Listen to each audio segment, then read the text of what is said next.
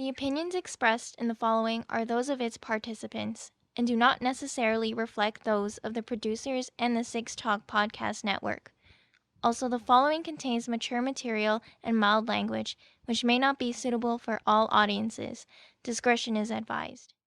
Well, here we go on this Sunday evening, January 15th, 2022. First of all, it's 23.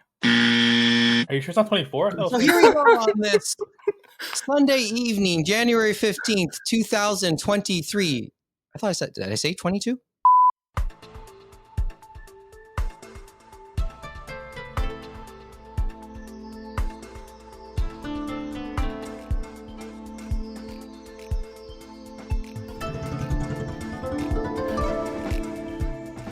This is the Anime Roundtable Canada, presented by Anime North. You can contact us via email, animeroundtable@gmail.com, Twitter, Instagram, and TikTok at Anime Roundtable, and on the web, animeroundtable.com.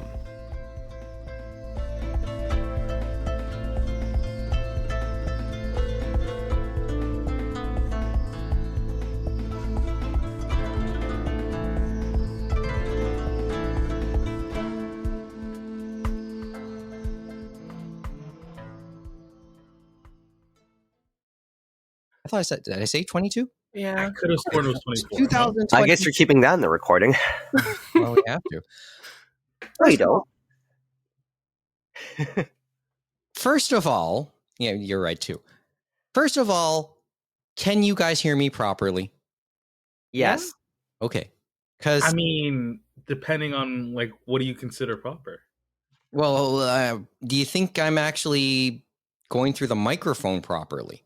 Because I realized last week after the fact that I recorded through the laptops, through the MacBook's own microphone. I mean, not through the fancy one. You sound better now. Okay, overall a little better. Enough that it's noticeable, right? You can tell the difference. I mean, we tested this out or after the fact, just so you guys knew what the difference was.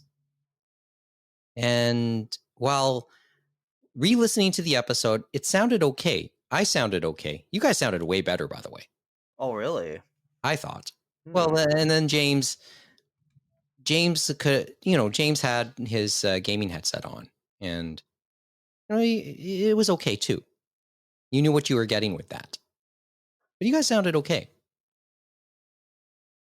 But then there is a difference between a MacBook microphone, which is above average for a laptop microphone, and then just using a more dedicated one like the Shure here and the Rodecaster.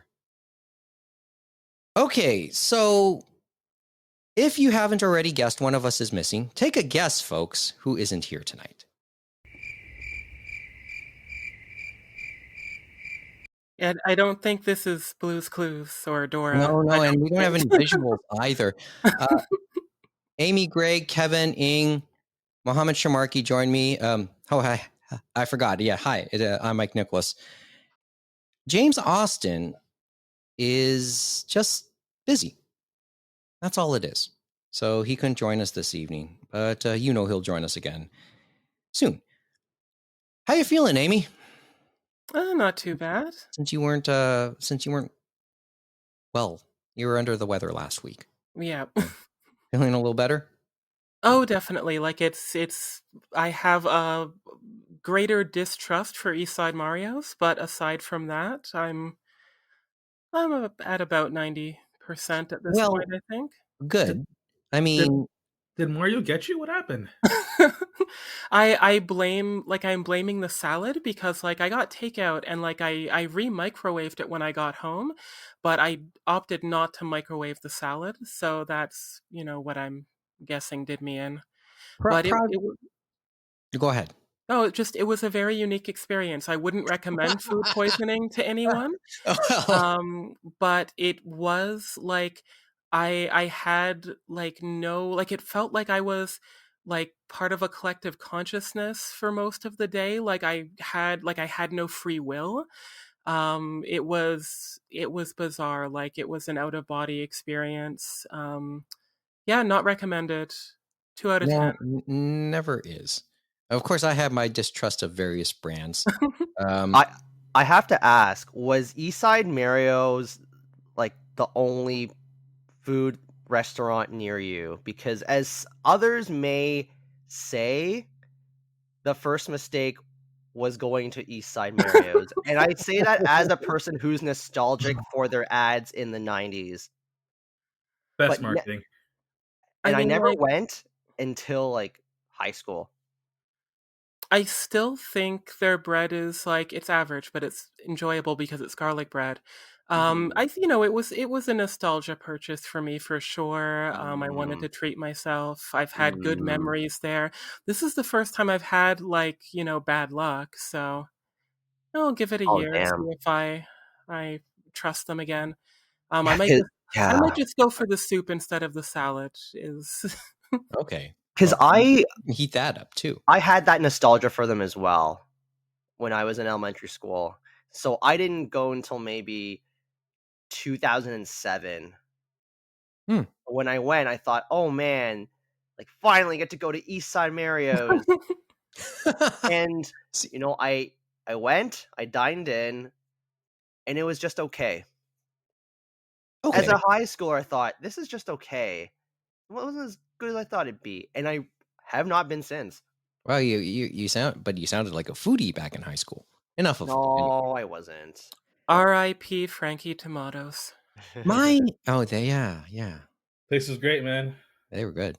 I don't know that place because I wasn't a local. It was an Italian area. meat restaurant in like Scarborough-ish, I guess. It was Markham. Oh, Yeah. In my eyes, wait, is that Scarborough the and Markham place are the with the same. Leaning Tower of Pisa? Yeah. Oh, okay, yeah. Did not dine there at all. Yeah. I lived too far. Couldn't justify it. They had a following. I remember that. I recall this too. See, my nostalgia restaurant of a chain out of all of them is Saint how do you pronounce it? Saint Hubert or Saint Hubert? Saint Hubert. Saint Silent Hubert. H. We could, and ironically, they get bought out by the parent company of Swiss Chalet a few years ago, right? And Victory for the English. Yeah.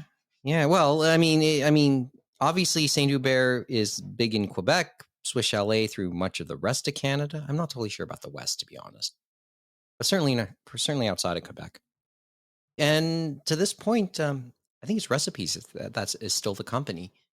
They have at least maintained the brand in Quebec, and at least made some of their dishes available for at least groceries outside. Actually, now that you brought it up, it was funny because my parents, they went in for their latest COVID booster where I used to work briefly, right? And I had intended to meet up with them for lunch around the same time. And my mom kept asking, is there a Swiss Chalet nearby? Which there is, by the way. But instead, if you were in the Toronto area on Friday, you know that there was some weather issues. Some blowing snow, high winds, basically an uncomfortable day as the temperatures dipped, and there was some snowfall that kind of just made things a little tricky. So the upshot for me was my parents decided to go a little early for their appointment, and then after the fact, as they were driving home, they called me and said, "Don't worry about lunch today." So I didn't get a chance to meet up with them for lunch. Basically, I would have woken up to do so, but they just woke me up from my sleep after work and said I didn't have to meet up with them. But they got their booster anyway. The pandemic, yeah, that's still a thing, I guess. Anyway. So what did you talk about last week? Any highlights? Okay, so it was really just a smorgasbord, and yes, I guess we try and get Amy's take on anything we may have talked about last week, but Amy admits that you haven't listened to the episode, so you're asking just before, what did we talk about, right? Yeah. Okay, so let's see. I'm going through the synopsis as I wrote it. James talking about John Cirabella's YouTube channel. You guys watch his YouTube channel? I have still not have given myself time to do so. Neither have I. And I watched it. That is good. That's just, it's the kind of channel where like it's gonna blow up. Like people are gonna subscribe to this guy and like gonna hang on to his every word. I can't wait till he starts streaming. This is like the beginning of like something big, yo. This guy is he's next level. Okay, so this might be fun. Mo and Kevin talked about Bleach and Chainsaw Man being on there, and maybe a little bit about their plots and why they ended up on their various streaming services. Yeah, Amy, are you watching Big Chainsaw Man?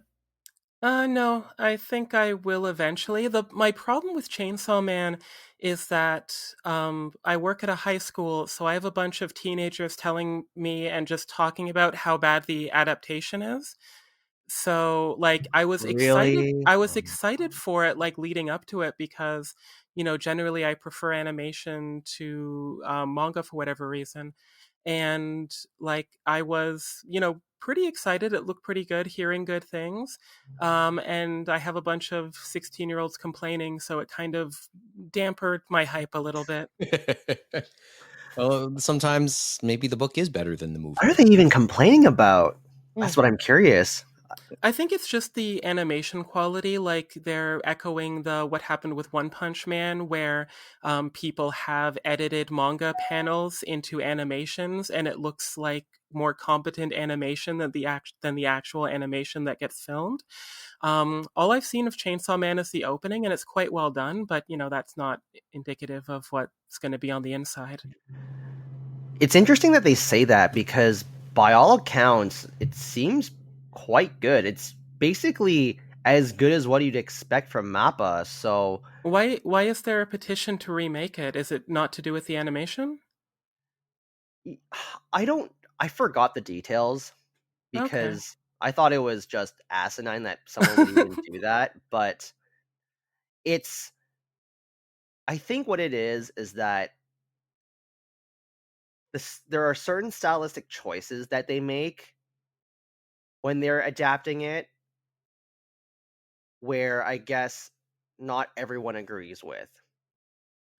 And I think it's really just a matter of it's the challenge of adapting it to a different medium. That's what I think it is. Yeah, like from what I've seen of the manga art, it would be incredibly expensive to directly translate that. It would be probably impractical, at least, some of the levels of like inking detail. Like of course that's not going to be a, mass market animated series, like maybe a one episode OVA, but even then there's like challenges of animating something. And I don't remember if we addressed this last week. Maybe we did, maybe we didn't. My memory is bad, but I think there is no real production committee with Chainsaw Man. I believe Mappa did essentially fund this all themselves. If I am wrong, please correct me. That would be an interesting point if that's the case. Like I don't know, like I don't know too much about the production committee system, so because basically, with I don't know 97% of anime TV series, it's a production committee is formed between a few different companies. One of them could be a music company. One of them could be like a toy company. One could be a merchandising company, so on and so forth. And then because it's a committee that everybody pools their money towards the production, each company has a say in regards to the process. interesting. And usually you need everyone to agree in order to have decisions made on various aspects of it, if I'm not mistaken. It's sort of like when a TV network interferes with the writing of certain shows. I know NBC like to give their 2 cents as to the directions of some of their hit shows at points. In interviews this week, in promoting the next Night Court, John Larroquette talked about his other sitcom, The John Larroquette Show. And he said how much he enjoyed that first season, but then the network really wanted to retool it a few times over to get ratings. It didn't help that at the time that show was going head to head against Roseanne. But he thought, and a lot of people thought that first season, from a critical standpoint, was great, but kind of got ruined and petered at a point. And a lot of people lament that that type of tone you can probably get away with today. It's just not on network television, maybe more on cable. And then there are stories that NBC really, during Seinfeld's run, they really wanted Jerry and Elaine to eventually get back together, which never happened, by the way. But when you have that type of money, that type of influence, stuff going around, you can try and steer the creative direction of fictional shows. That's just one illustration. So you can imagine what it could be like on the production committee end, or at least I think I could, but I could be wrong. It's just there's concepts there that make it relatable. Okay. Well, anything else? Or do you want me to still continue going down the list a little bit of what we talked about? Yeah, I guess go down the list. Okay. I talked about the Wired article and the aftermath of Netflix's cancellation of 1899 and how that kind of encapsulates everything Netflix has been facing over the last year and the pivot that they are presently going through. And we tried to relate that to how it could affect anime later on. You have a thought on that one? I guess just the fact that, since that time, both, what's it called? Not Close Enough. There were several Netflix cancellations. The one I watched, I'm blanking on. Sorry? Warrior Nun? No, it was the one. The main character was a biracial Japanese white woman. It had like a CIA fake type of thing. The one I couldn't remember earlier was Dead End Paranormal Park that was canceled. Let me just open up animation. It was really good. I liked it. I don't know why I'm blanking on it. I mean, they got rid of the Wix Club one. Blockbuster got canceled. Warrior Nuns, Midnight Club. This was just this week. Oh, this week. Okay, so more recently. I don't know. I mean, they've been casting shows left and right. It's kind of like their thing. Yeah, I am like really hitting myself because I mentioned it. Dead in Paranormal Park? No, I mentioned that a couple seconds ago. I'm like hitting myself because I mentioned this by name to Mike like during the pre-show, and now I am blanking, and I'm. Well, we can keep going, but no, like this is bugging me to the degree that so much. I'm looking up all the animated shows. Inside Job, thank you. So well, I actually saw this. I think it's a great name. Which I think is a great name as we talk about Netflix. I saw both seasons. It was great. Like the title just blanked on me there. Like again, I didn't see Dead End Paranormal Club. I had to look that up just now. So the one I did watch and love, I forgot. But just in relation to that, Netflix, the cancellation is so disheartening because they're canceling things as they're finding their audience, as they're quote unquote trending. I know that doesn't make a difference for ratings really, but kind of unique, Dead End Paranormal Park, transmask main character, Inside Job, a unique, it was a comedy, an adult comedy show, but not really Rick and Morty or a South Park. It, maybe skewed that in that direction sometimes. But it had, ongoing plots and narratives, and it didn't make fun of it like Rick and Morty does. So it's incredibly frustrating, and I'm still not over Netflix canceling Dark Crystal. I mean, I get it, but just from a cost perspective, but they're just not taking any of these creative risks on or many creative risks on these animated programs. I think I haven't seen it, but Dragon Prince, had I think it's still going, several seasons. Castlevania had controversy, but it had 3 seasons. So Wait, is Castlevania canceled? I thought they were doing like a spin-off or something, no? yeah, no, it's coming back, but I mean, like it had controversy, and the creator is not a part of it anymore, or like the director or something.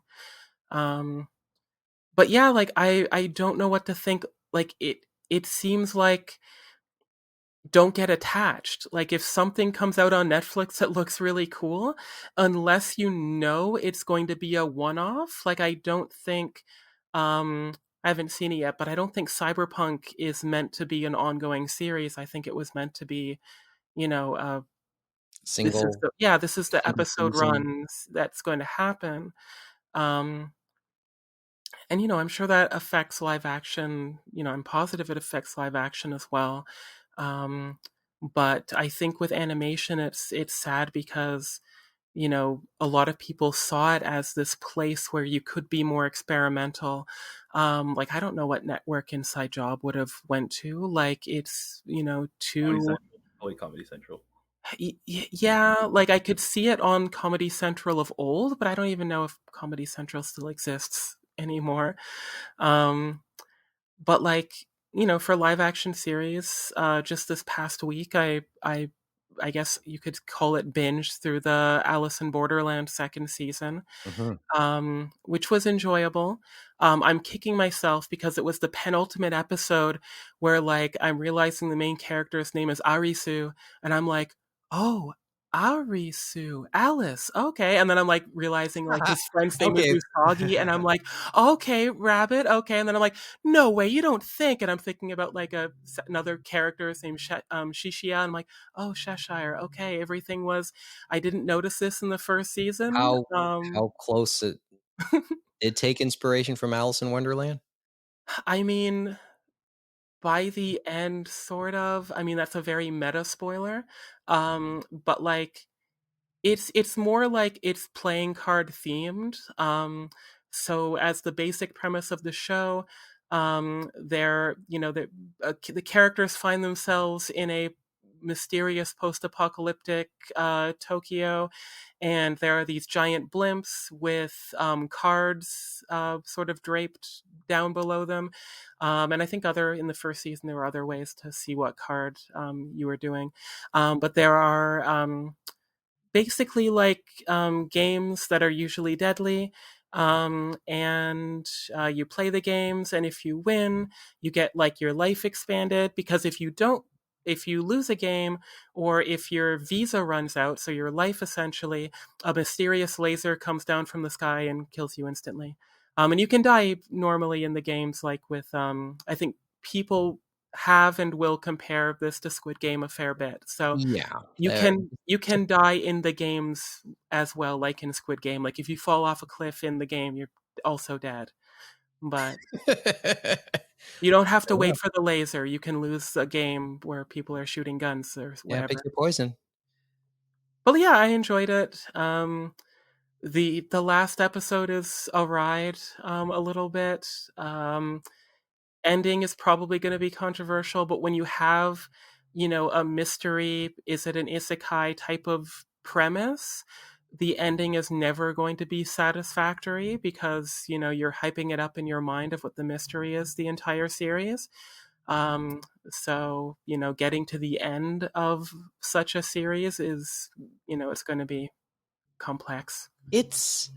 See, now that you like went on that, talked about all that, like words, like certain words kind of stuck out in what you just said. Creative risk, emotional attachment, and all that. And you just had me thinking, anybody who produces to Netflix stuff, or stuff that they think will be on Netflix, maybe they should wrap up a narrative in so many episodes, probably 10. And we're in an era now, or it feels like we're in an era where you can't, like, going back to the whole Night Court and John Larroquette comparisons. Night Court ran just under 200 episodes. The John Larroquette show just clocked in at just under 100. You don't get any series close to those type of numbers. these days, at least on a streaming service, and certainly maybe not even on Netflix. Cite a show that cite a show that.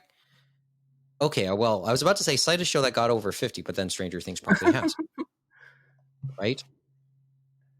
So, but that's an exception and not a rule. But you maybe have to wrap up your narrative in maybe a dozen episodes or less. Or you're something stupid like Big Mouth and get constantly renewed. Sorry for anyone who likes that show. I'm just bitter because something like Inside Job, which I think has more integrity and creativity, is shafted, and lowest common denominator gets to live forever. But let's not forget, Big Mouth has that guy. What's his face? John Mulaney. There you go. Yeah, I saw him in Puss in Boots. He was amazing in Puss in Boots. Everyone should watch Puss in Boots too. It's a surprisingly good movie. It rips off Spider-Man into the Spider-Verse a lot more than I was expecting. Just via animation style. That's not necessarily a bad thing. No, I'm good. More people should. But it's a good movie. But yeah, speaking of like emotional attachment, like with Alice in Borderlands, like vague spoilers, but like somehow with all the character deaths, the trans woman survives. So like, good job, Japanese filmmakers. Not played by a trans actor. So one step forward. We'll And get there. the series also like doesn't let like that character like get with the cute lady character, but they do think it's absolutely okay for like a 60-year-old man to have an implied romance with a 17-year-old. So it's still Japan. But okay. So, it's interesting. It's interesting that I don't know how I did this, but a week ago I was wading through Alice in Borderland Twitter, and the fans are pretty passionate. They create all these like GIFs, and they do all these collages of the actresses in like different shows and product placements and stuff. I'm like, wow, like this is pretty intriguing. Okay. So, you want me to keep going down the list of stuff we talked about? Sure. Okay, so something about Miyazaki. This is what I'm reading about. Oh, Romantic Killer. Okay, Romantic Killer being... I mean, Kevin, you talked about this. Romantic Killer kind of being... Is mislabeled a word? So yeah, just the Cliff Notes version is that Viz is marketing it as a shoujo manga, and it's in their Shoujo Beat line, but because it's in Shonen Jump Plus in Japan, the Shoujo Josei community or the Shoujosei community will repeatedly, in the comments section, will repeatedly mention how, hey, this is a shonen series, not a shoujo series, and why are you promoting it so much and not your other Shoujo Beat manga? And this is despite the creator himself saying that he considers it as a shoujo manga. And my line was always, there's an ends that justifies the means type thing. And I mean, we have to I don't want to rehash the conversation because then I want to encourage people to actually listen to that part of the conversation we had last week. My take is that it just sounds like a reverse Negima. Explain. Like, I mean, well, you heard our pre-show, so. So with Negima, the story is that Akamatsu's like, I want to do a shonen series, and the publisher or whoever was like, yeah, but love Hina. And he's like, yeah, that was my last thing. I want to do a fun action magic shonen series. And they're like, yeah, but love Hina. So he's like, fine, I'll do harem. And then he slowly just makes it more and more shonen and hopes that the editors don't notice. And by the time they do notice, they're like, whatever, it's popular. So like, the fact that he wanted to do a shonen, but they're like, no, do something else. Not that it was shoujo, it was whatever harem counts as. But yeah. So it seems like there are echoes of that event in this story. Okay. Yeah, because it's the fact that in terms of the marketing, they're marketing towards a different demographic, at least in the eyes of that community. In the eyes of the shoujo community? Yes. And mine was always, okay, it's really always about eyeballs. That's why I kept saying the ends justify the means. And it's just bizarre to me that they're saying this in spite of the creator saying it's a shoujo manga, and that's really all that needs to be said, I feel. Mm-hmm. But Like, people, discussion over. yeah, and then Yeah. okay, and then to me, just big deal. Are people enjoying the story, and are enough people enjoying the story? And it's not the first time Viz has done this in general, because you know, Requiem of the Rose King, I believe, is shoujo, but they don't put it in the shoujo beat line. It's just in their labelless line. Like, they don't put it in a line, so to speak. Mm-hmm. And then I think Urusei Yatsura is in the Viz signature line. Oh But yeah, well that's a Shonen Sunday manga. They didn't put it in the Shonen Sunday line. no, but their labeling is always interesting, and this is part of the thing about being owned. Have significant stakes by both Shogakukan and Shueisha. But to be fair, the difference is that in terms of those lines, like, Viz signature is not considered the seinen line necessarily. But though that's where most of their seinen demographic titles go to.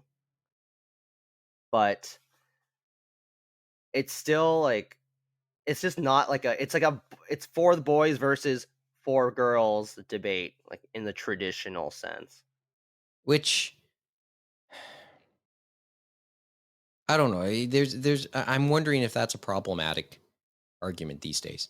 Like, I mean, this is just the old man understanding times have changed. So I don't know. This is like the guy not always keeping up. All I know is that we'll be seeing this for another 6 months because Viz has 2 more volumes to put out, and I believe it's a quarterly release. Cool. Okay, so let me go further down the list. I already have a sense of where this conversation will go and the rest of the episode will go. James mentioning watching latest episodes of Vinland Saga, first episodes of Trigun Stampede. Hey, you guys hear? Johnny Young Bash is coming back. Oh yeah, that's good. Yeah, I did he'll see that. reprise his role as Vash. So you're getting voices from God knows how long ago reprising their roles too, on the topic of Vash. reprising their role. So, I wonder what Johnny Young Bosch will say was his definitive role, anime-wise, anyway. Not forget the Power Rangers. just as an anime voice actor, what he considers his favorite role, his definitive role. It's got to be Ichigo, right? I think favorite, most impactful, and most profitable are maybe 3 different answers. Well, you know what, and I had a like years ago at Anime North, when he came to Anime North, we had a interesting conversation because he hosted a video podcast called Anime TV himself, which was put on by. You guys remember that? That was awesome. a corporate thing. Well, you guys didn't like it? That was awesome. No, it wasn't that bad. It was just all he just did was moderate, and then a bunch of anime fans. It was in that weird era before YouTube. Yeah, it was, and he's a guy I would love to talk to at some point. But there's plenty of people we would love to talk to on this show. Give us a call. So yeah, we talked a little bit about the first episode of Trigun Stampede, and maybe how this will ultimately compare to the other reboots and reimaginings we'll see in the near future. And we'll get on that later in the year, of course. Let's see some of the other stuff we were watching and reading. Speaking of reboots, did everyone see the clip that proved Lupin is bisexual? I wasn't aware of it. Like, I think it's in like the weird prequel where he's like a teenager or something. And it's like this really cute scene. I don't know Lupin, so like whatever like his rival-y type guy that hides his face a little bit. He's like on a rooftop with him, and like it's this like weirdly like pretty blatant scene about like stealing his heart, and it's like I can't believe they're doing Using this. those It was a terms. cute scene. And on the topic of Lupin, I know Kevin, I saw your link. Yeah, so it's now on Pluto TV in Canada. You're the one who put that up, right? In our Discord earlier today. Yes. It's actually showing was it episode 109? Okay. Yeah, It's part two. just- It's pretty the good. Pluto TV is just interesting. The plight of Pluto TV in Canada was always interesting to me because it was there and then it wasn't, and now it's there again, but more sanitized than before, right? I mean, at least as it relates to Canada. So, I mean, I had the app in my various devices, and you can't, and they stayed in them at a point where they were no longer available in Canada, and what you could see on it was very limited. But now that it's officially back in Canada through Paramount, like, I mean, the selection is good, but it feels corporate in many respects. But now that this is up, there's some curiosity, I guess. Okay, so you want me to keep going down the list a little bit? Well, now we're just talking specific titles, but I know that the episode ended on two topics I know we'll harp on in some form in the remainder of tonight's chat. I mentioned reading Kaguya-sama, taking out a couple volumes from the library. We're going to talk about Kodansha a bit later on. And then at the very last thing I mentioned was, well, Anime North.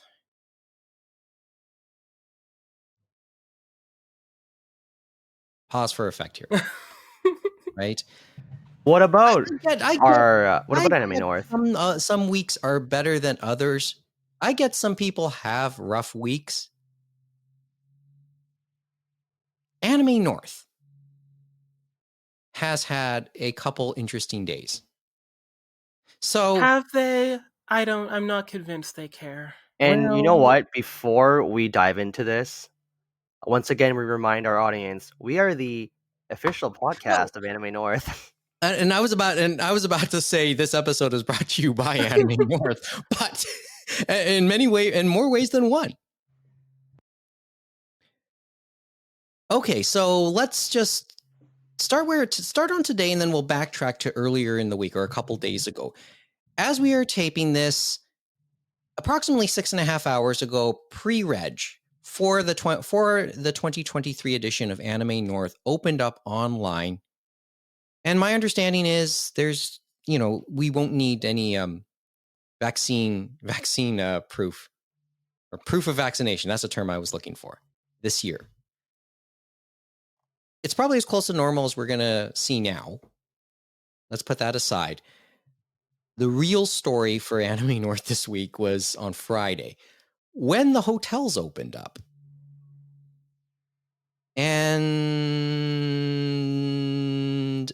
yeah.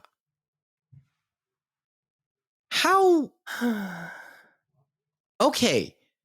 All I know is that's bottom line. I'm trying to understand the timeline of some of the stuff that happened here. There seemed to be a lot of confusion. This seems par for the course.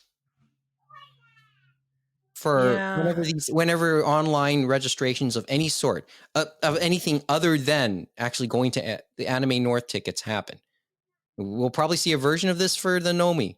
We'll probably see a stronger version, fairly strong, but maybe not hotel strong, when Artist Alley opens up next month. Especially now that it's amalgamated. Yes. That's why I'm referring to it as Artist Alley again. But the hotel thing is always, like, this is a guarantee. This is as much a guarantee as death and taxes. The things that happen surrounding the hotels. It's just, this one just feels, here's a cliche. This one feels different. Can we? All right, who can best explain the timeline of events to me? Because to me, this happened while I was asleep. This very much happened while I was asleep on Friday. I just get to read some of the aftermath. So to set the stage, because Anime North has been getting more popular, the way that hotel bookings, it needs to have more order. Like it used to be chaotic. Some hotels would, book, the last day of the con for the following year. Sometimes, there'd be, this day they'd have on their website, on this day, Delta will be opening, on this day, Sheridan will be opening, etc. I do want to add something. I just want to add something. Using their current names, but, all these hotels have changed. When you say we can do reservations for next year's show, there have been enough instances where the bookings for the next year's show was already sold out before this year's show. Yeah, which is why they probably stopped that practice, right? Because, Okay, sorry. So also in the background here, keep in mind that one hotel is off limits. So we have, hundreds of spots that would normally, get filled up that are at this point, the hotel is being renovated. So as far as I know, Which hotel are we talking about? I think it's the Radisson. Okay. But that's again more hearsay. Like that's not a hotel I would want, so I didn't look into it so deeply.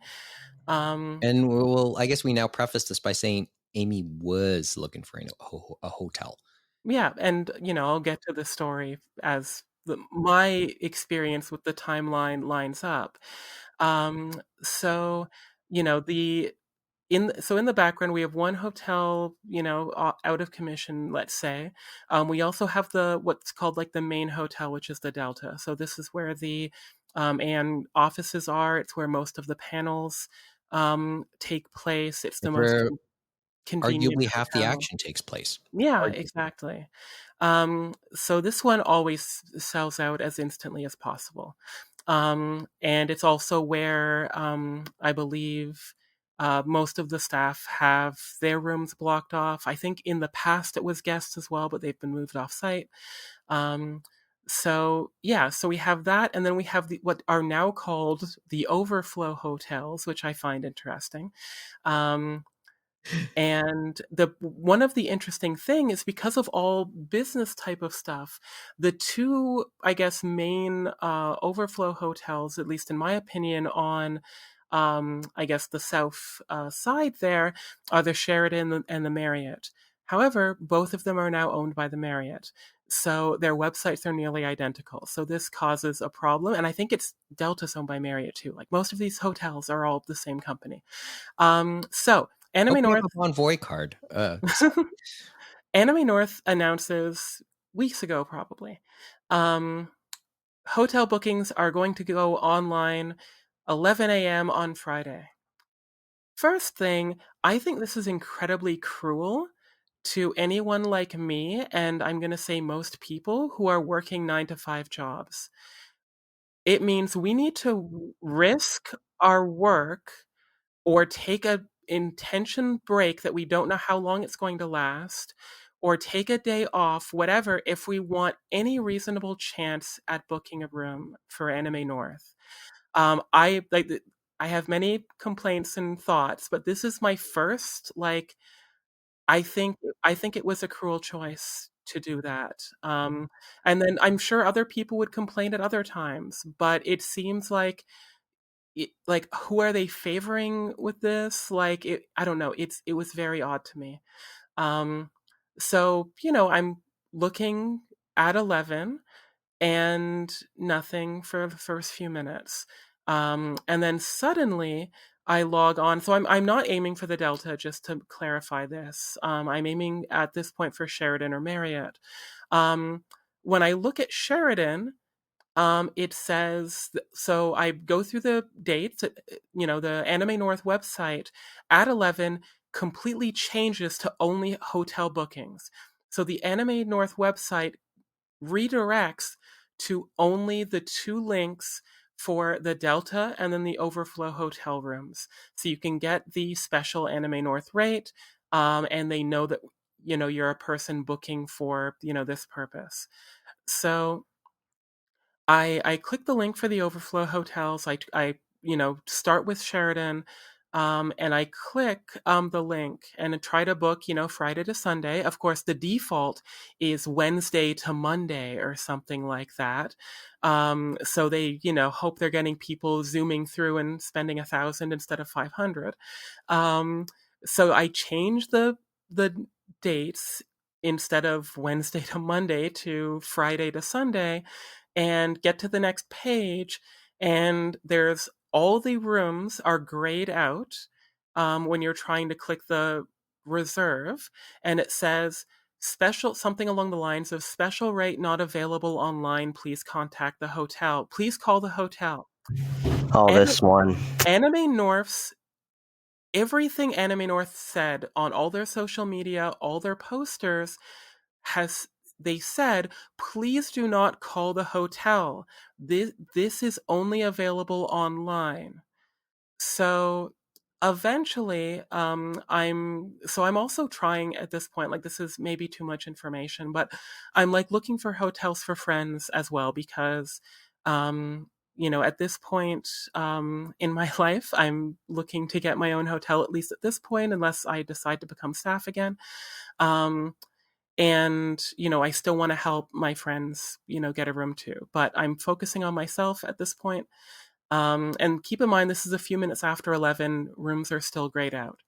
I notice eventually, I'm still on Sheridan, it says all rooms are sold out, and this is probably 11:35, 11:37 or something. So I'm like, okay, that sucks. Something happened. People did phone even though they said not to, or the buttons ungrayed themselves. So I move on to the Marriott, which is, a 20-minute walk instead of a 10-minute walk. So I go to the Marriott, and they have a single room. Great. I'm nervous, but at this point I'm scared. So I end up booking it. I managed to get only Friday to Sunday. So great.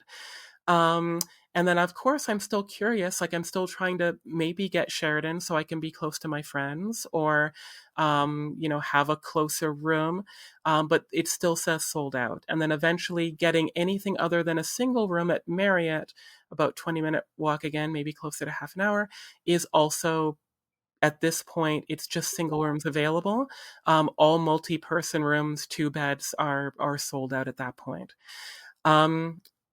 To go backwards in time a little bit, at, I believe, about 11:37, so about the time where I get my single room at one of the medium to far overflow hotels, I see a message on Anime North's Twitter, because I'm trying to get information on what's happening here, that says, we're looking into what's going on with the Delta bookings. Please send an email to this if you are having trouble. I think sending an email to an Anime North person at this point would not have helped. But I could be wrong. If anyone had success there, great. About half an hour later, they make the tweet announcement that all the Delta rooms are sold out.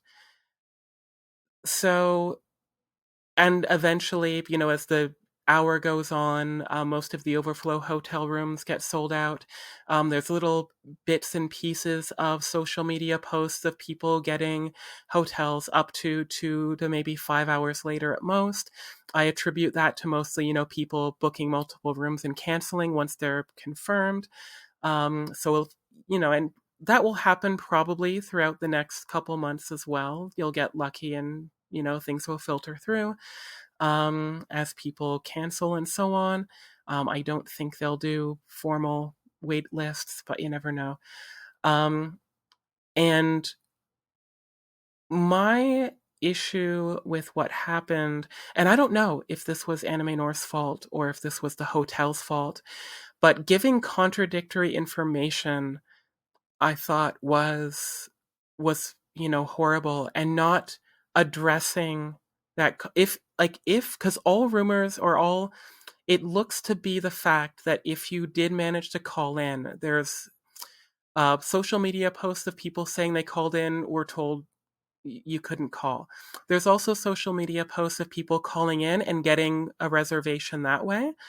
I believe that whether this is Anime North's, ball being dropped or some issue with, the hotel company, the lack of transparency and owning up to what was clearly a problem it really hurts. And this is someone who is fortunate. I do have a hotel for the weekend.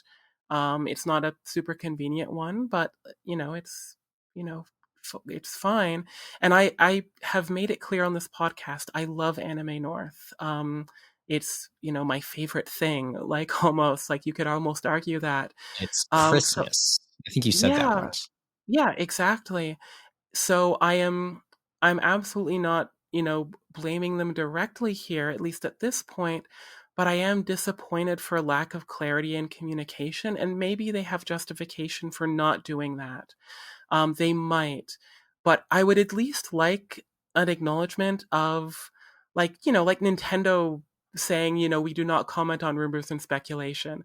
I would like at least that of saying, sorry, we can't comment on this. Even that would fill me with so much restored, maybe not faith, but goodwill of okay, they at least see that there was a problem.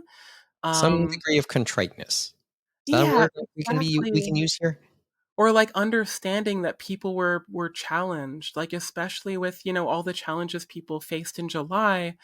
It would have been nice, and there's still time, but yeah. I really don't know what else to add to this, because you hit a lot of the things maybe I would have wanted to say. But then again, you experienced it, right? I mean, okay, Kevin, Mo, do you too want to say something and then I'll give a chime in, just another thing I want to say. Because, as I said, this is just it's the same, but boy, this felt a little different this time. I mean, from my experience, I would like to give Anime North the benefit of the doubt. Pretty sure that miscommunication obviously happened. It's a big organization. I can understand the frustrations that attendees are going to have because of this, but I feel like give them some time. They'll come up with an official statement or something addressing the situation. But at the same time, I'm feeling like this is an annual situation. This happens almost every year, if I'm not mistaken, right? I don't know if they coordinate with the hotels or talk with them, but to have specifically stating don't call the hotels, and when you try to book it says please call the hotel, I think that seems like a mistake, and I don't know what type of mistake, but something went wrong there. Well, it's a miscommunication. Yeah, it's contradictory, and you're leading people down the wrong path. If they so badly do this, we're spoiled. I'm going to first of all, let me, most of us, remember, we are in the Toronto area. And some of us live a little further away. Remember, in my case, I always made that joke back in 2021. Here we are, 10 minutes south of the Anime North compound in the Toronto West End. That was the catchphrase I started episodes with a couple years ago, or in 2021. So I'm spoiled by the fact I'm close to the Anime North area. And while, all of us are within, it's not the longest driving distance, but this becomes a dilemma to people who are further out, and of course out of towners, who mark this weekend on their calendar. Probably, like I said, like you hinted before, Amy, like it's Christmas. And it isn't just the congoers that mark this. And this is where I'm kind of start to lay some sort of responsibility, because we've talked about this in the past. that Anime North is a big weekend for the hotels, for the restaurants, for the businesses along Dixon and Airport Road. This is their biggest weekend, their biggest moneymaker. Maybe what makes the difference between being in the red and being in the black for the year. This is where they make their biggest money. With all those people coming into town, surely you could pay attention. Surely you could have been better prepared. And I sort of get this in this in this post or late stage pandemic hiring issue. I mean, yeah, I work in a place that has a lot of understaffing issues right now. And maybe that's par for the course for the service industry. So maybe the hotels have that going on too. But the hospitality industry in that area, they've had Anime North for the better part of 15 years, maybe even more. Let's say closer to 20. They know what this means to the area financially. When we keep hearing these rumors, all those years ago, they might have left, Anne would have left this area. They really wanted to keep Anime North. It was always a thing for that area. And it just doesn't sound like they didn't prepare for it as such. I'm not going to say they didn't treat it as such, but certainly it didn't sound like they prepared for it. The problem is that, you know, I love, you know, the passion you have there, but it's treating the fans and attendees like they're people, but we're not. Like, as much as I think this was, like, you know, painful, like, again, as you said, like, we're privileged in so many ways. Like, I feel for the people coming in from Montreal or Hamilton or Niagara, and further afield, international and out of province. But no matter what happened, no matter what chaos, no matter what problem that was going to happen technically, like via email or phone or whatever, they were going to sell out within an hour. Like, nothing would have changed that. So they don't have to care, because, you know, even like people who would complain, what difference does it make? The hotels get their rooms filled. People will still go to the con, because it is amazing. It's so well done. It has such like amazing atmosphere and volunteers and attendees and guests. Like, it is great. So even if people don't get the hotel, they're still going to come, or they're going to keep trying to get the hotels. Like, you know, it's frustrating. It makes things difficult for people, but they still get their money. And the little bits of complaining will be little ripples that can be ignored.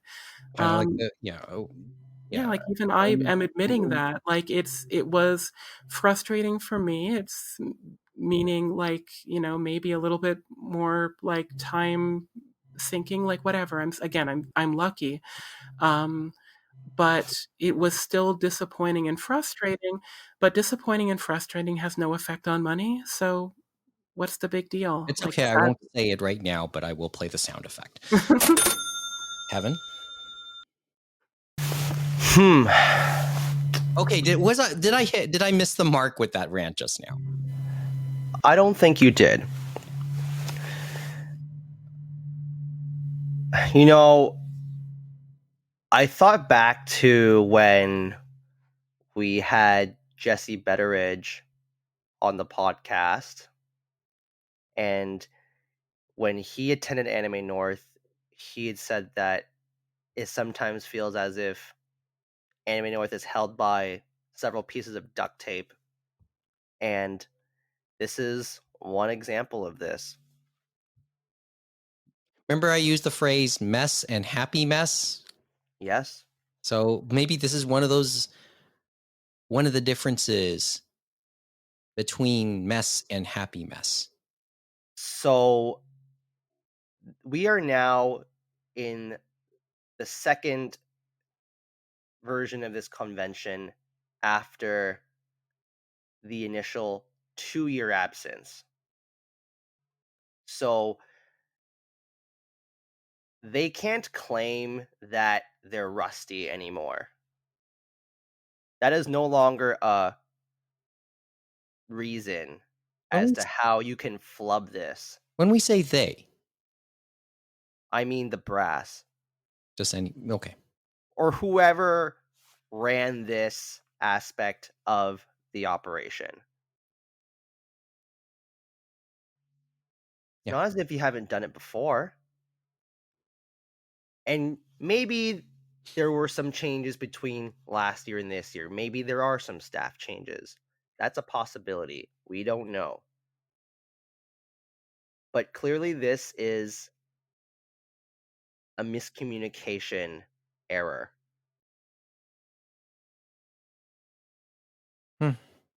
So, as an outsider, you'd think, they've done this for over 20 years. How could they screw this up? Again. And maybe, again. Yeah, I was about to say, and again. And,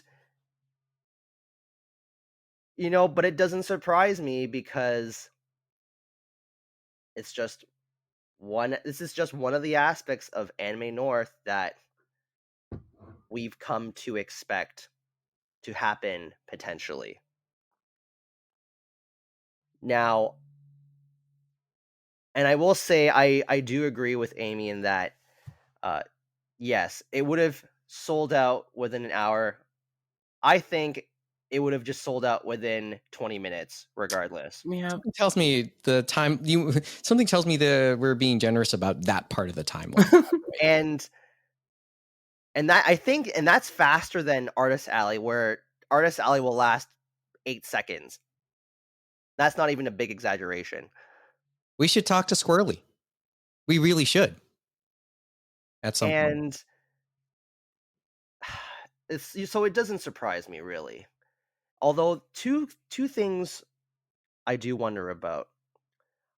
I wonder how many people have booked several months in advance before this point, because I know in the past people were able to book their rooms 1 to 2 weeks after the con ended for the next year. So they might have been able to sneak that in. So how many were even available in the first place out of this block, so to speak? I don't know. Who knows if that was even allowed, but this was a thing that's happened before. And a part of me also wonders if people were able to somehow book multiple rooms just so that they can flip the reservations for people at an increased cost, because I had heard stories of this happening in the past. I was about because I knew a person who knew another person that did this for years, where they were able to book several rooms, or maybe even over a dozen rooms. I don't know the actual quantity, and they would flip those reservations to people who needed them. And by flip, I mean obviously profiting off of it. From what I That's saw on the probably a small amount, though. From what I saw on the website, they did limit the amount of rooms. You could try to book multiple, but I think the limit was 2 or 3. Okay. And like Amy said earlier, it's like supply and demand situation. Anime North is very popular, obviously. There's a limited number of hotels. Even with the best communication strategy in place, people will be left out. People will not get rooms.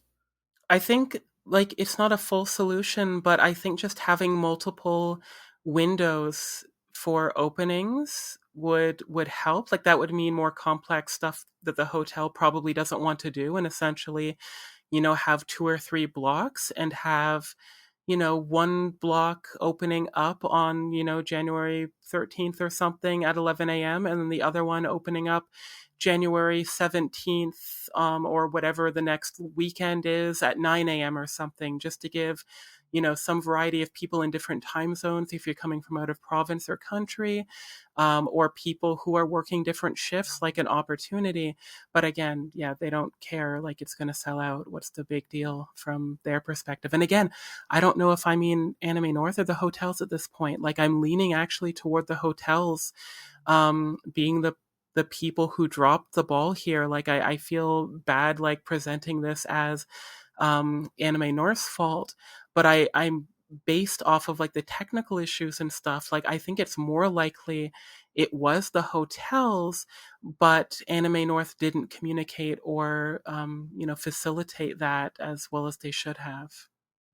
Yeah, Amy, let me ask you this: how do you feel about a lottery system with the hotels? Lotteries are weird because,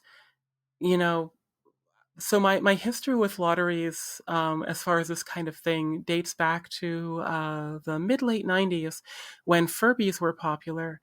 Oof. And I remember, having to enter a lottery for the right to buy a Furby, which was the weirdest thing. So when it comes to the lottery system, like, it would increase fairness, but kind of like opening 2 blocks, I think it's way too complicated. The hotels wouldn't want to deal with it. Wow. You hit something on the head though with me. The fact that maybe Marriott has a big footprint on the hotels in that area. That's one thing that kind of stuck out. I think what people are going to have to do is that, like, there's been a lot of talk about the hotel prices going up. They are still cheaper than if you don't book it with the convention. So I think in the future, what people are going to have to do is, like, decide to pay an extra $300 or an extra $100 per night, whatever it ends up being, to book off of the Anime North block, and then just like sometime in November or something, if they let you book, and they might not even do that, like it might be completely blocked off because of Anime North, but if they let you in November or whatever, book and then just make that sacrifice to reduce your stress. If that was possible and I did have the financial means, like, I might do that for next year. But something tells me that they would just block off that weekend until the Anime North date. But people need to go to the hotels for non-Anime North reasons, so I'm not sure if that, would be possible. But I think it's something that, unfortunately, people might need to think about doing if, nothing changes, which I'm not even saying it should. Like, I like Mo, I like bringing up the idea of lotteries. I like bringing up the idea of, multiple blocks, but I don't think anyone will care. Yeah, I when I start to think about this, how much of this is technical, and how much is this is just regular frustration of not being able to get a hotel room?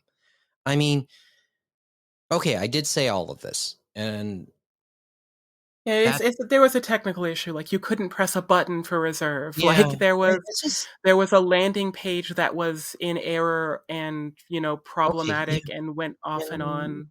That's the thing. That's what you experienced it. It's just, does this happen with other conventions? I'm once again, this is That's the a good comparable. question. How often, like, we're talking about this because it happened here. It happened on the convention that our fandom looks forward to every year. Our fandom in this area looks forward to. It is the biggest weekend for our fandom.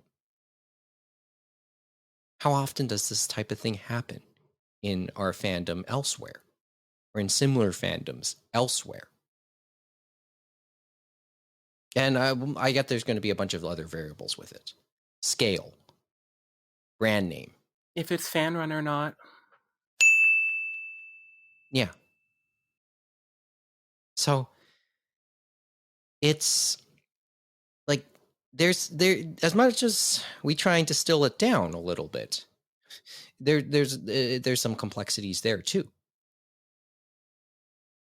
I can't say but I don't take back what I said a few minutes ago too, because like you said, they get their money. This is a big, like, the existence of the convention there is why they get that money. So but it feels so like just hearing the stories, and I have no horse in this race to get a hotel room. But it sounds so frustrating to hear those stories, to read those posts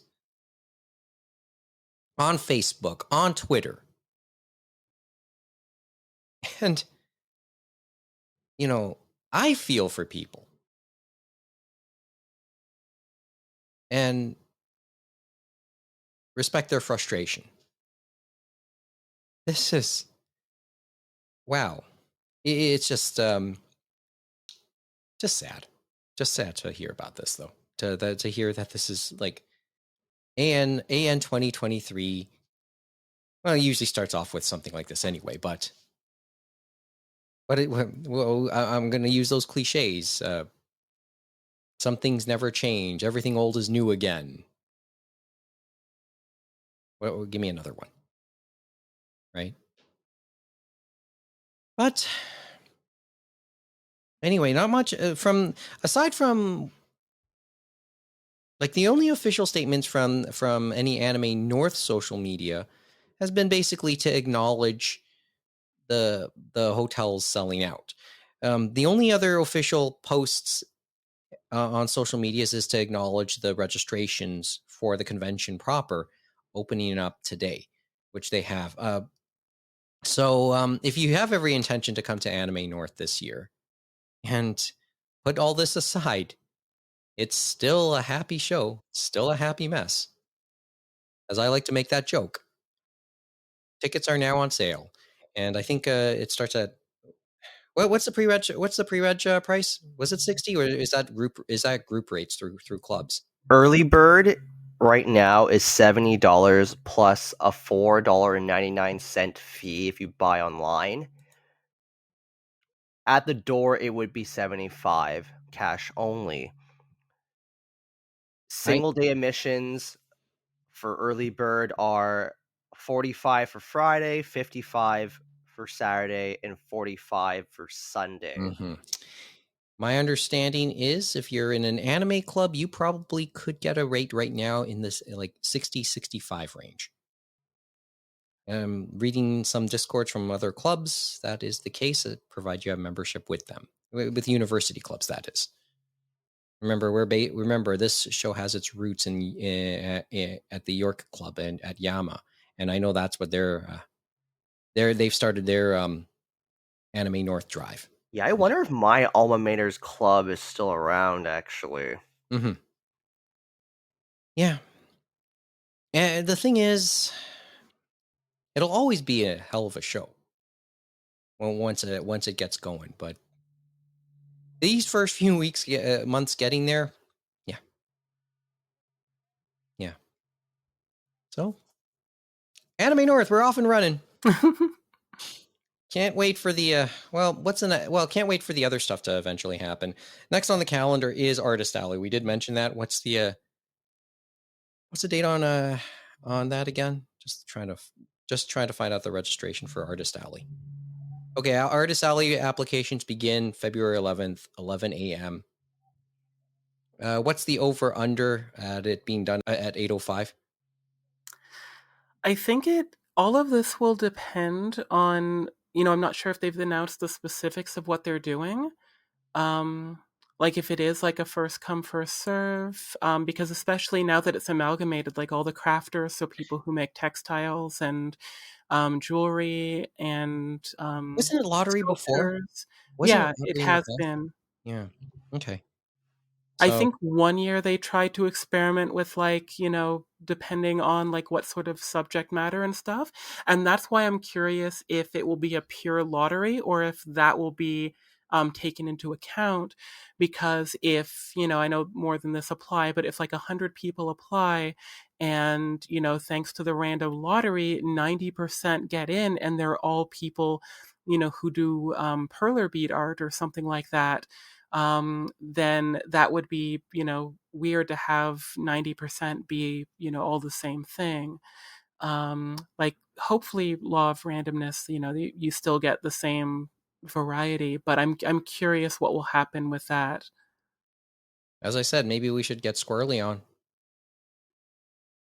Yeah, and I'm sure they would have thought of this. Like I don't know what they'll end up doing, but like I'm sure they must have thought of, that aspect of things once they decided to merge things together. Mm-hmm. And that'll be the next interesting thing I could think on the calendar as Anime North 2023 approaches. Okay. Oh, the guest announcements too, and the events, and I mean, for things sign like up for that. stuff. In terms of signing up for stuff, yes, we have the guest announcements. I'm sure there'll be people will have their hopes and wishes on this. As I've now noticed, Mo's not in the conversation right now, so we'll we'll all be keeping up. Okay, so let's move on because we've said enough about Anime North. It can be a bit exhausting. Anime North is an exhausting thing to do, regardless. I think for most people. Like, I'm trying to think of any aspect of Anime North that can be energizing, but it can have its take its toll. So let's move on to the other thing we want to talk about, and that was in the headlines of the industry. Okay, so I mentioned one of the things that I was doing was continuing to read Kaguya-sama, Love is War, and reading basically library copies of it. Just going to add Mo back in. He disconnected for a second there. Hey, Mo, you okay? Maybe not. Yep. Just my internet kind of crapped out, but I'm back on. Okay. Yeah, I know. Did it tell you to plug into the internet wired? Anyway. So I mentioned that I was reading Kaguya-sama from the library, taking out volumes from my Toronto Public Library branch. Kevin, I'm becoming more and more of a proponent of consuming content, like anime, manga content with a library card. I mean, I mentioned Hoopla in the past. I don't know how they are these days, but I've watched a couple of movies off of Hoopla, Asian movies, anime. Really cool idea. These are the first manga I've taken out from the library. Yes, it does feel like they've been held before, literally. and maybe the odd volume does feel like it's put together with tape. Certainly creased quite well. But That's par for the course. Yeah, but I'm becoming more and more of a proponent of doing that. And I guess where we go with this is, well, we talked about the some of the manga companies and the publishers. And earlier this week, it came out that Kodansha have decided to make a little bit of news, and they've decided to end their simulpubs of manga distributions on various digital services. First came Azuki, and then came other platforms like Crunchyroll, and they announced a handful of titles, leaving some respective services. A few remain, but on top of that, according to Anime News Network, they received a statement saying, what we can say is that Kodansha is reassessing the distribution of its English language chapter-based content. Any updates on the exact nature of this reassessment will be shared at a future date.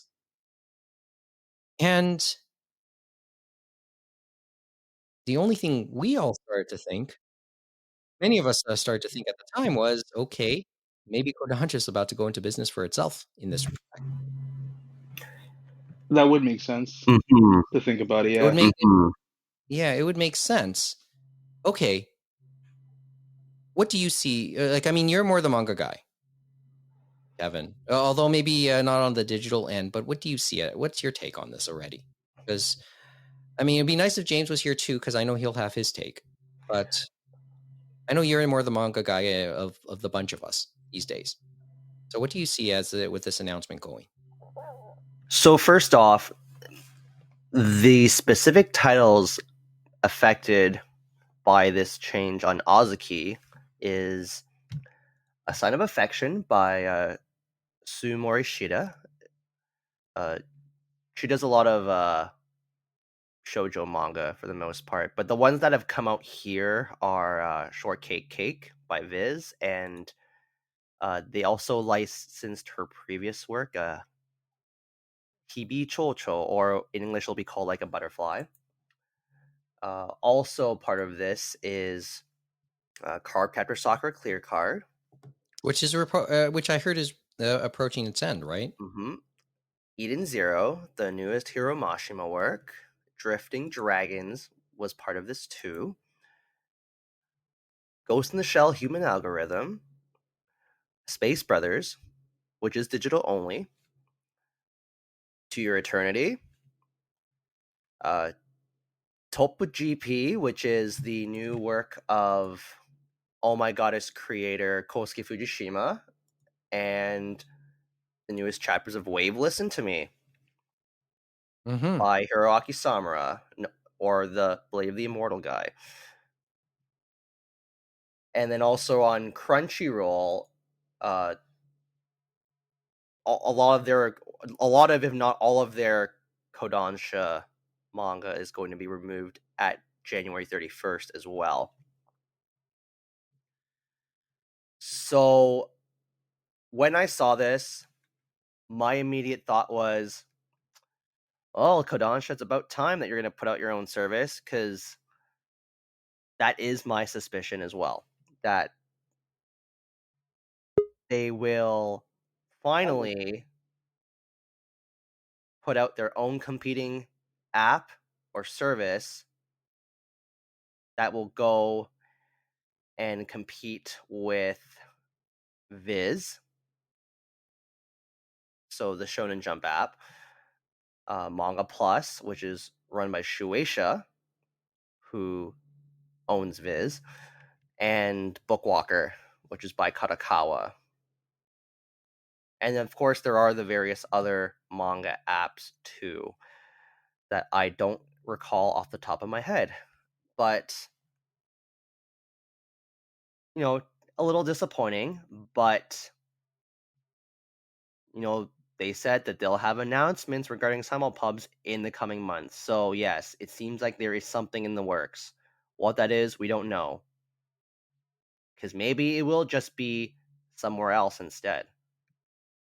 That is a possibility too. Yeah, they won't necessarily go into business for themselves, will they?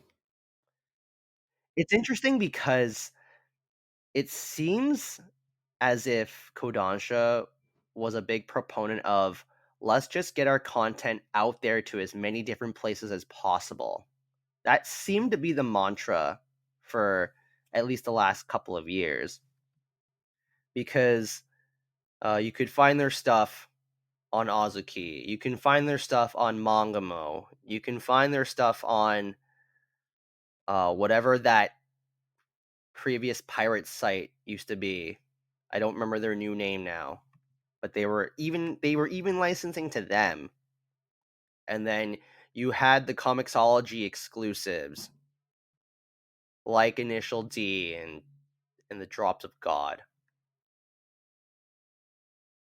Okay. On top of them just offering digital purchases too on their own, and the Humble Bundles and so on and so forth. So maybe they feel like they do want to keep it all under one house, or in as few houses as possible. Probably amalgamate the distribution a little more, or more streamline it. It's possible. Who knows, right? Mm-hmm. But that's my suspicion, that maybe they're finally going to keep it under one roof, or two. And we talked about this pre-show. I said Kadokawa might be one of the only other things I could do what Viz presently does with Shonen Jump. And you also mentioned, I said Kadokawa. I said Kodansha, but then you brought up Kadokawa. Right, Kevin? Mm-hmm. And yeah, that makes sense too. And I think maybe with all the shifting that has happened on the Kadokawa side, with Anime News Network actually going in, and what we thought, and all the conversation we had when that sale happened, and the possibilities that could go there. As I said, we're not the only ones who are making these guesses. We're looking at it we're trying to play as many different angles and possibilities. But there are others who are paid to see as many angles as possible. So I wonder, how much in terms of competition, Kodansha is seeing down the road, and how they should handle that. Yeah, I just hope that it stays as a subscription. If so, I wouldn't mind it too. I'm trying to think of Kodansha titles that I would want to read. Maybe Wave Listen to Me is already up there as a title I wouldn't mind pursuing, and I wouldn't mind knowing how Cardcaptor does go. It does continue in many respects as well, because I haven't read the manga. I haven't read Clear Card, the manga. I just haven't given myself time. Also, I would hope that if it ends up being something that they develop on their own or with another company, that they will also include more of their digital exclusive titles. Because I will say this, as great as that Shonen Jump app is, it is only limited to Shonen Jump titles and Boys Over Flowers. And Boys Over Flowers, okay. And that is because Boys Over Flowers' second season technically is considered a shonen anime because it was serialized. Actually, was that a Jump Plus? I have to double check, but because it was on Jump Plus, I believe that was why Viz did end up hosting it on the Shonen Jump app. And they figured, well, people who read this will have no context for some of the things that happen in it because they didn't read the first Boys Over Flowers or Hanayori Dango for the old hats out there. So they did put all of Boys Over Flowers in the Shonen Jump app in the vault. But Viz's back catalog, while available for purchase as volumes, you cannot read those via subscription because Shonen Jump is limited otherwise to just the Shonen Jump catalog. And it would be great if Viz would do that. Yeah, it is, because you just know there's other titles that is not under the Shonen Jump label that are worth the read. And if Kodansha decides to have their own service but have all of their back catalog, or at least start with a decent chunk of their back catalog, that will, in theory, set the precedent where the other companies may feel the need to follow suit. And that's the dream for me, because as I've said before, I don't like paying for digital manga. I either pay for a hard copy or it just has to be so dirt cheap that it makes me consider it, or I would need to have resigned myself to the fact that they won't put it out physically. So that Kodansha Halloween Humble Bundle they did years ago, I did buy Kasane through that because it was cheap enough, and I suspected they wouldn't put that out physically at this point, and they still haven't. No. For me, it's that. Remember, I used the term the Netflix moment for manga and maybe books in general. Maybe we're a step closer towards a version of that. Mm-hmm. But it won't be just one company. No. But then again, Yeah. Netflix is no longer just Netflix out there, right? Yep. Because I made that comment when Netflix was very much the only one out there. Yeah, we're back to the cable days. Yeah, in that regard. Well, we can go back to that Netflix discussion from last week and we had earlier in this episode, right? But this is, for when it comes to Kodansha's next moves, there's, this, what happened this week is curious. So what they will do next is even more curious. It certainly has our attention. And you're right. It could spur on a lot of things later on. Like it might force other big names in the game to act. I guess we'll find out a little bit more when is Manga Week this year? When is ICV2 doing Manga Week? Oh, I don't know. Because now that we've had this conversation, that just came up in my head. Because I'm pretty sure those questions will persist as that happens. Where are they going with this? Right? And how will the boutique publishers react? Well, in the past, now that I've looked this up, let's see. Oh, nope, didn't go through that article deep enough, but wouldn't be surprised if it's early March. Okay. Well, it'll be after the Artist Alley anyway. But there's, as I said, just a fascinating little tidbit to have happen this week. And it has our collective gears going again. I don't know what else to mention. Mo, Amy, do either of you have a take, or not really? Because I think you two, I know Amy, I've asked you to speak enough already tonight. Well, just something have your attention here. If you are looking for a shonen series to get into with Kodansha, Shaman King and its numerous spin-offs should be available. So if you ever have a shonen itch, I can recommend that. Yeah, I'm not sure, like, if anything would, draw me, to purchase or become interested. Like, I am, like, I love comics as a medium. Like, I consider it, like, as an artist, sort of the thing that I do the most and have the most passion for. But in recent years, like, and this is probably a good thing in some ways, like, not for me personally, but for the industry. Like, there's so much available now and so much easier and legally, which is fantastic.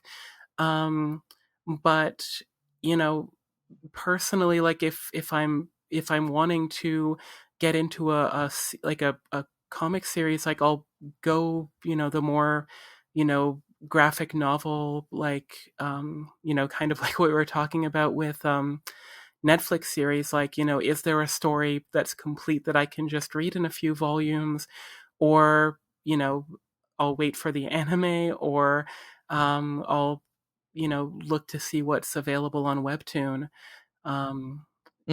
If there was, like, a super cheap Shonen Jump type app that was more open and had more variety, like, to Shonen Jump's credit, like, that sort of franchise or world has become more diverse in its stories, but it's still limited. Although an all-star movies, I still think would be hilariously awesome.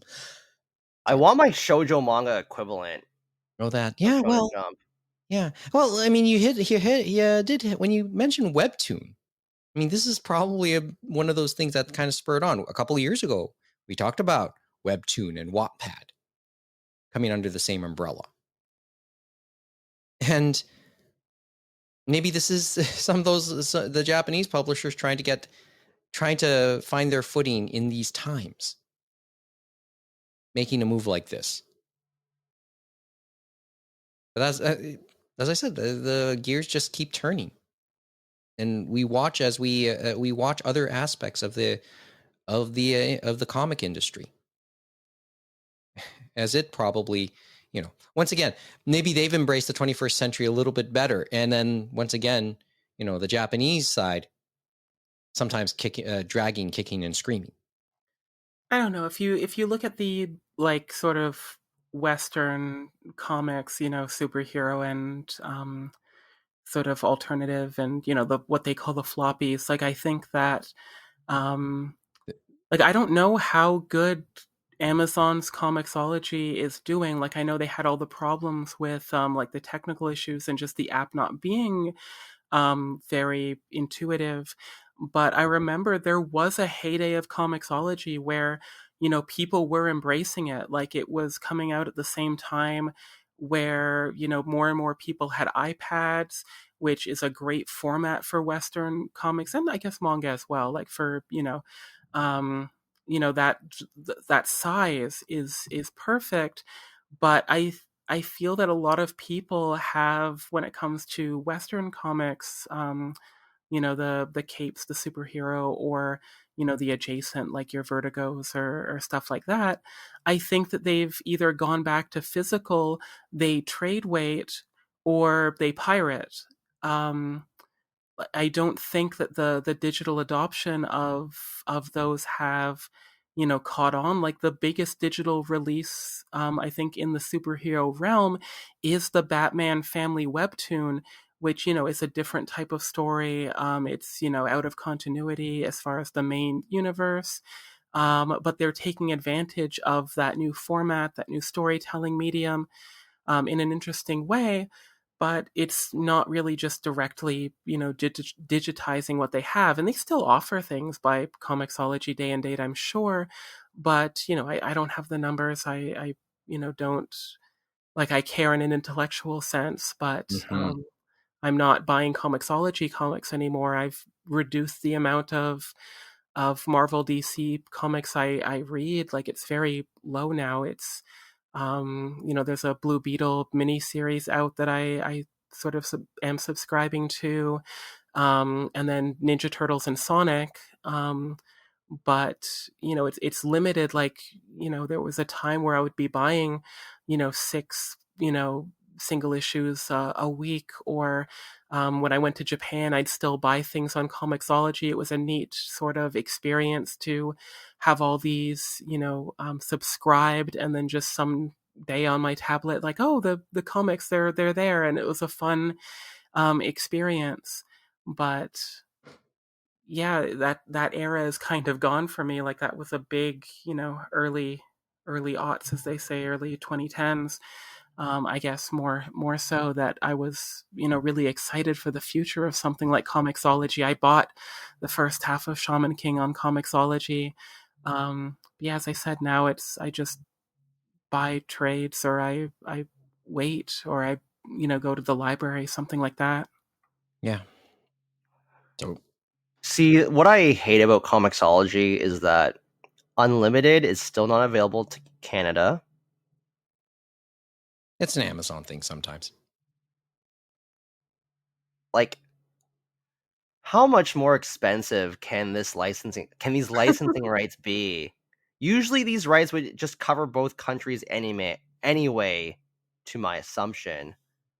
Yeah. Fuck Amazon. Like, well, a lot of people want to say that. And a lot of people do. Yes. So I think that's why I still haven't finished reading The Drops of God beyond what Vertical pushed out, because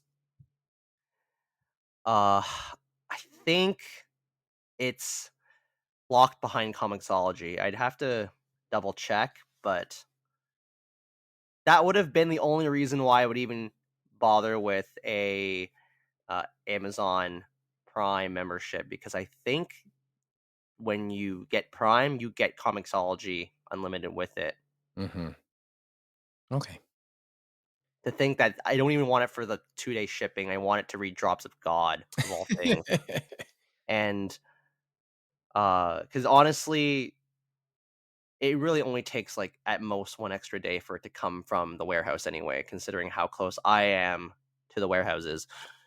And, well, we're spoiled being where we are a lot of the time. Yep. Like I said. Yep. All right. Mo, do you have a final thing? A thought? Nope. Or nothing that came to mind? Aside from who knows how your first recording will upload here. I'm just looking at the status. That's something we worry about in the future, Mike. But I don't know. I mean, you know, we're gonna keep going down this road with like splintering and divisions for each company and wanting to do their own thing, and then we'll just go back to the cable model where we'll have one big company just publishing everyone's smaller licensing items, and it'll be like a never-ending cycle. Yep, and it'll mean that more and more people will remember how to pirate stuff again. Well, yeah, I mean, there's a certain irony, I guess, about that, right? Because it'll get to a point where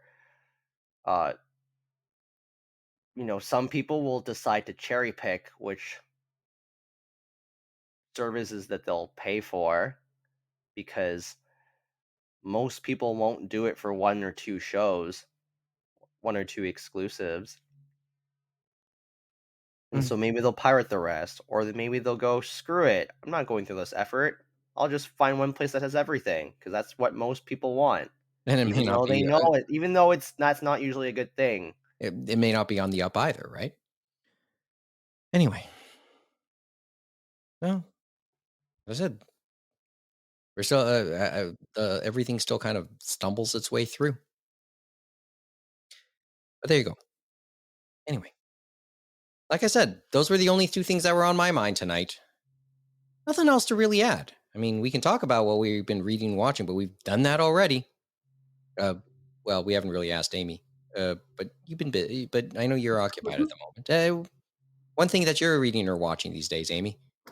Well, as I mentioned, I finished Alice in Borderland, so that was my big one that just sort of finished. Yeah. That was like an hour ago. Well, they're long episodes. I gotta ask, but now that we talked about some of the stuff you mentioned earlier, are your students aware that you're quite an anime and manga fan? For the most part, yeah. Like I will mention, I'll talk, with them about things. It was a while ago. Students seemed surprised, and were curious about, what series I liked, and then I had to age myself, unfortunately. But I'm still aware of new series, and as I think I've mentioned on this podcast, like, it is astounding how popular Naruto still is. Yeah. Yes. Yeah. That line's still there. Yeah. They're aware. When back in the aughts, or myself, when my sister was in high school, she would share some bits of my anime DVD library at school. And then the teacher, who I found out later was a bit of a fan, asked if I had such and such in my library. I'd imagine the teacher in question wasn't too far from my age. It's like, hey, do you own Daphne and the Brilliant Blue? Actually, what they were asking about was Serial Experiments Lane. Nice. That's a smart teacher. Anyway. I'm so envious of high schoolers in that regard now. Because, Amy and I, our age range, were still at a time when, for the most part, we likely still had to hide the fact that we were anime fans, or to not overplay it, the fact that we were fans so much. Like, I can't speak for Amy's experiences, obviously, but for me, some people didn't know I was into anime, and I wasn't made fun for it, thank God. But I had to tell people that, I was interested in certain shows. So, I loved Bleach and I loved Samurai Champloo, but I also liked Love Hina, and I also liked Eyes, and I also can't believe I'm going to say this. I also liked Tenchi Muyo GXP. Most people don't like that part of the Tenchi Muyo franchise, but a lot of fans these days probably wouldn't know what Tenchi Muyo is. Oh, but GXP has a new season coming out, Mike. You didn't know? Oh boy. GXP of all things. And then people were like, "Who asked for more GXP?" But I'm going off topic now. Mm-hmm. It's, I had to downplay that more or less throughout most of high school. Thankfully, some of my more popular friends at least liked some shows. Mm-hmm. And maybe that insulated me from some bullying. Who knows? But they liked Bleach and Naruto, and I would show them stuff like Samurai Champloo, for example, stuff that was wasn't as mainstream. Yeah, and but they would be into it as a result. Mm-hmm. Look. Years ago, I got some friends into Kenshin. Okay, as I said, we'll have the Kenshin talk again later this year. And then at their wedding, one of their guests had a tattoo of Shishio on them because they introduced Kenshin to them. Oh, wow. Makoto Shishio, of all people. Yeah, well, no, he was a great villain. Yeah, Shishio might have been the coolest villain of that time, right? Sadly, the marriage didn't last, but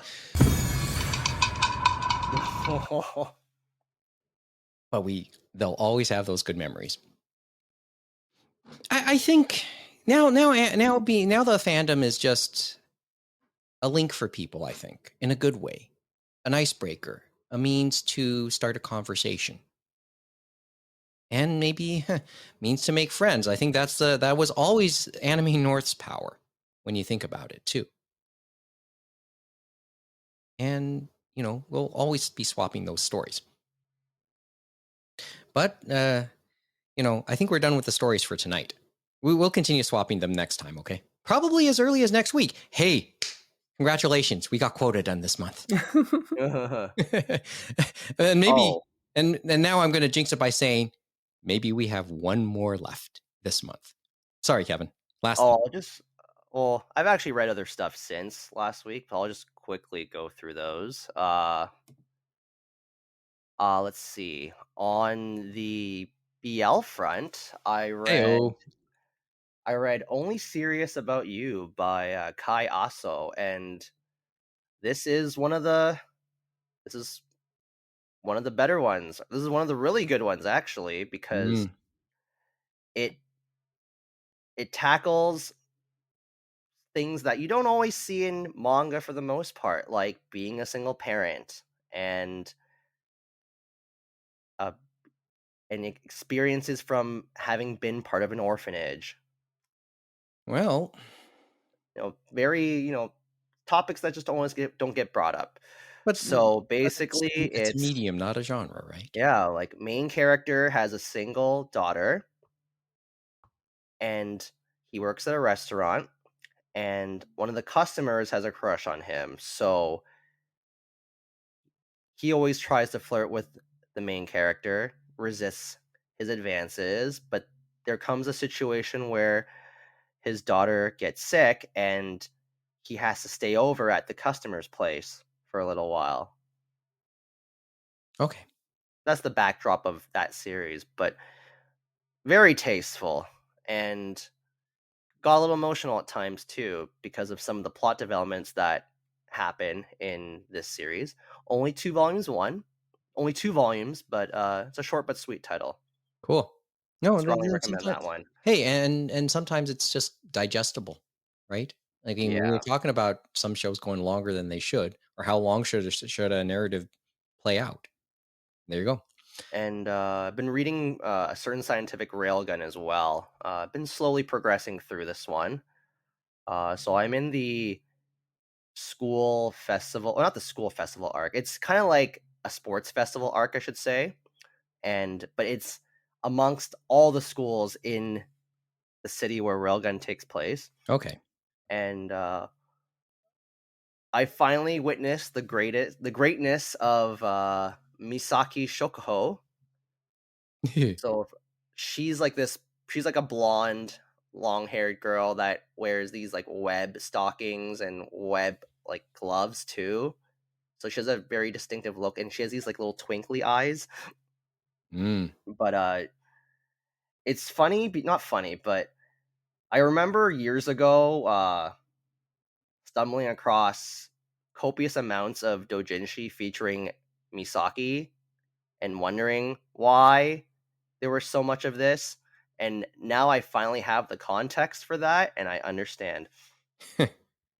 But on the merits of Railgun itself, it is a lot of fun. Good action scenes, strong female characters. Like the main character, Misaka, is quite the tough cookie, I should say. Like she, like very strong, like mentally and physically. Not that she doesn't have her, weak moments, because they're high schoolers, but it's the whole world that Kazuma Kodachi builds is pretty cool. So I'm looking forward to seeing how it progresses from here on out. Okay, I guess I'll mention my reads and before we go. And it's only one thing. I did try to continue reading Kaguya-sama Love is War. I did mention that. I'm near the end of volume 7. I will, and almost certainly I will get volume 8 done within the next couple days, if only because they're due back at the library on Friday. What do you mean? You can probably extend you can be late for like 4 weeks and be fine. No, but I don't intend to be, because I'm going to try and hold the next 4 volumes not too long after. Yeah, you're a good library borrower. To be fair, I try to actually return by the due date too. But yeah. Well, I have time to read. It's my couple days off, so hopefully I can get it done. Did the new girl show up yet? Huh? Did the new girl show up yet for the student council? Yes. She comes up in volume 7 for the first time. Okay. So, yeah, good read. I'm having fun with it still. Maybe that's why I was about to say, wait, that's Shonen Jump. That's why I'm to and fro about eventually doing a Shonen Jump subscription, because I know that the library, that Toronto Public Library, doesn't have all the volumes that are out right now. They don't have physical copies of all of them. So the remaining volumes, I think it's like 5 at least, have to be taken out digitally, and there's a wait list for those. There's a digital waiting list? Yeah, there's a digital waiting list for the remaining released volumes right now. Oh, you know what? Not that surprised, because when I borrowed Dune digitally last year, that happened to me too. Mm-hmm. So there's going to be a bit of a wait, and that's just the way it is. Look for at least I can pace myself with the remaining volumes. Anyway, but we'll continue the conversation, I think, in a week or so. But that's all we have for tonight. So once again, if you want to contact us, animeroundtable@gmail.com, at animeroundtable, animeroundtable.com.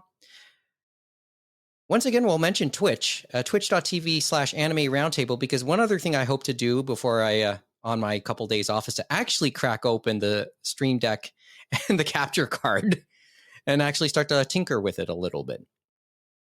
And hopefully that'll translate into the YouTube channel as well.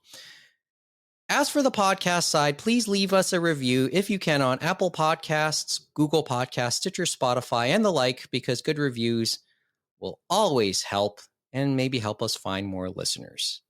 And you know what type of reviews we're looking for, right, Kevin? Good ones. As always. Yeah, please leave a rating. It really would help us out. Yeah, we'd like to know you still exist, or exist in the first place anyway. Also, if you have a Spotify account, please check out the Anime Roundtable playlist for a list of music based on the things we've mentioned on this show. And as we just joked, we are done quota for the month. We hope to do 2 things at least a month. And we've done that, but why stop at 2? Regardless, though, give us a subscribe, like, or follow on any of the platforms we've just mentioned we're on, so you can be notified whenever we do put up something new. The theme song is entitled Fubuki Snowstorm by Pico Masaki, which is the title track of her current album. You can check out more of her music at picoinfinity.com or on Facebook at Pico Zen Music. So until next time, thanks for listening, and join us again for another edition of the Anime Roundtable.